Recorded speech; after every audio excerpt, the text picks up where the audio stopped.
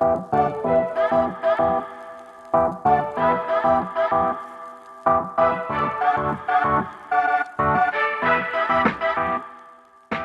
المتلوي المنتشي بزوز انتصارات أخيرة يستضيف المتصدر الاتحاد المونستيري صاحب أفضل خط دفاع في البطولة والفريق الوحيد الذي لم يعرف طعم الهزيمة إلى حد الآن.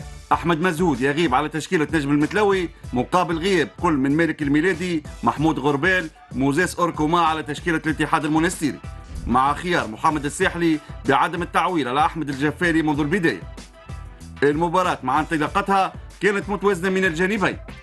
ركنية النجم المتلوي حمد هلال يوزع ورأسية أحمد بوعصيدة جانبية. إجابة الاتحاد المونستيري تأتي مع توزيعة فرات السلطاني في اتجاه حازم المستوري، كورته بعيدة. مخالفة للمتلوي هيثم المحمد يوزع ورأسية نسيم شاشية جانبية. الغيني أبو بكر باي سدد فوق مرمى الحارس عبد السلام الحلاوي.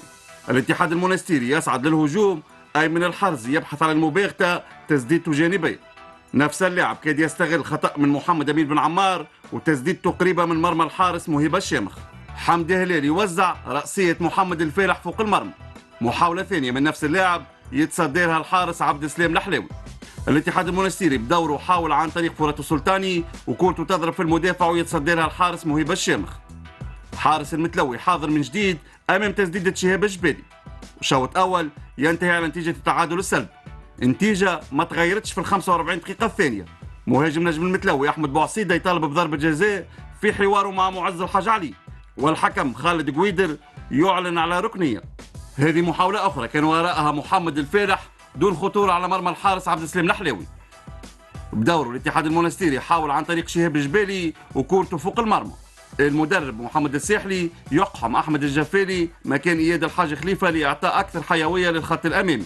هذا هجوم لنجم المتلوي والمطالبة بضربة جزاء، لكن الحكم خالد قويدر يطلب مواصلة اللعب. في الجانب المقابل نبي سيلا ياخذ مكان محمد الفالح في تشكيلة المدرب عماد بن يونس. ليعود الاتحاد المونستيري من جديد للهجوم، فرات السلطاني يوزع ورأسية حازم المستوري جانبية. عمل ممتاز من معز الحاج علي والفرصة الأبرز للاتحاد تضيع على حازم المستوري. محاولة كانت مسبوقة بتسلل حسب قرار المساعد الأول، ليطالب فيما بعد من جديد نجم المتلوي بضربة جزاء بعد محاولة نبي سيلا، والحكم خالد قويدر يطلب مواصلة اللعب. هذا هجوم للاتحاد المونستيري، ركنية من شهاب الجبالي ورأسية رائد الشيخاوي فوق المرمى. الفرصة الأبرز كان وراءها نبي سيلا من جانب نجم المتلوي، وتألق على إثرها حارس الاتحاد عبد السلام الحلاوي. أحمد الجفالي بدوره كان قريب من افتتاح النتيجة لولا تصدي الحارس مهيب الشامخ. الجفالي وبعد دخوله يغادر بسبب الإصابة ويخلي مكانه لمالكوم الحميدي. لينتهي اللقاء على نتيجة التعادل السلبي بين نجم المتلوي والاتحاد المونستيري. تعادل هو الثالث من مجموعة 17 مواجهة بين الفريقين لحساب البطولة.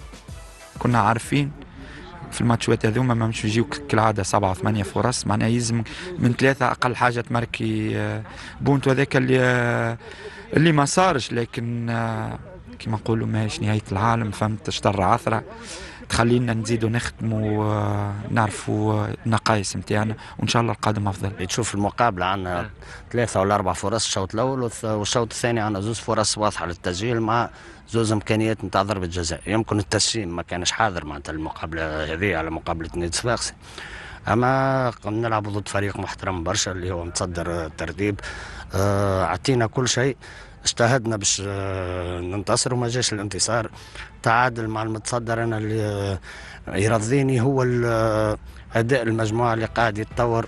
بعد المباراه هيئه نجم المتلوي تكرم كل من الحارس عبد السلام الحلاوي والمهاجم حازم المستوري اللي سبق لهم وتقمصوا ازياء الفريق. نجم متلوي بالنسبه لي معناها عندها معزه خاصه في قلبي، بداياتي كلها بدات لهنا، عندها فضل كبير عليا باش ظهرت وبرزت في الساحه.